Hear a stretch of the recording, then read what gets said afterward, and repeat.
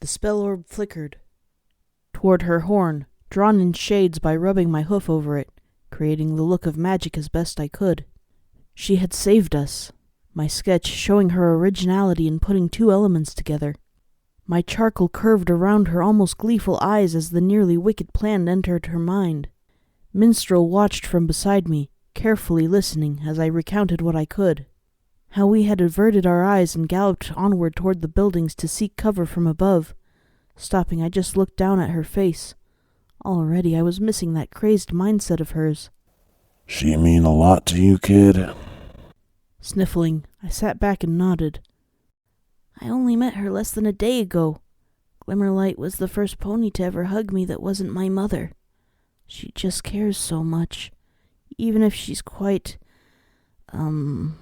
Blushing, I looked away, prompting Minstrel to chuckle and pick up my empty plate between his hooves and settle it on an old tray. Yes, I quite got the impression that she isn't a mare who intends to think long-term very much from how you spoke, in all senses of the words.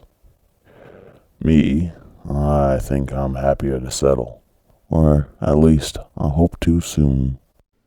My head was lowered, as it often naturally fell to, while turning to watch him place the tray on a nearby table out of the way.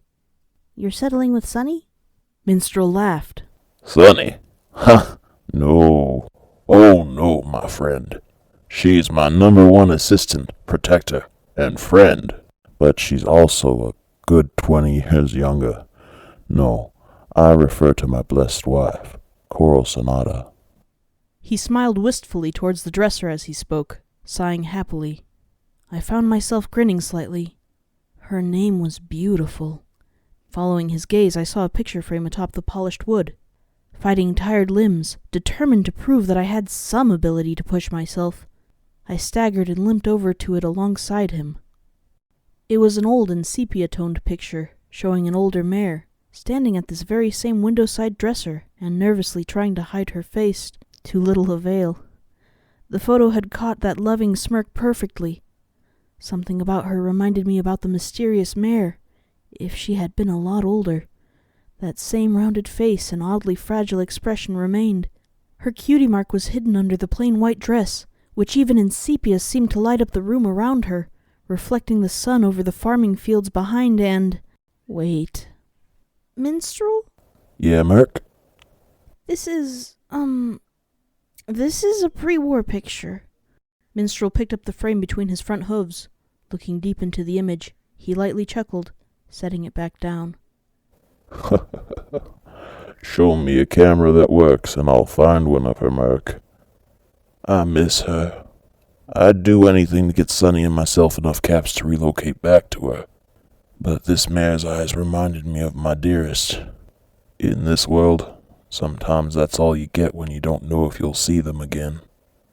His eyes followed mine when I looked back at it, turning the picture to again look at her. It's partly why I envy you, Merc. You can create your own memories. That's a rare talent, you know. Many might draw, but you seem to do it from the heart. Keep up with that. Memories matter. They have great power to affect us, you know. Images of the mare and I, etched in charcoal, came to mind. I flicked the journal back to her, allowing Minstrel to see.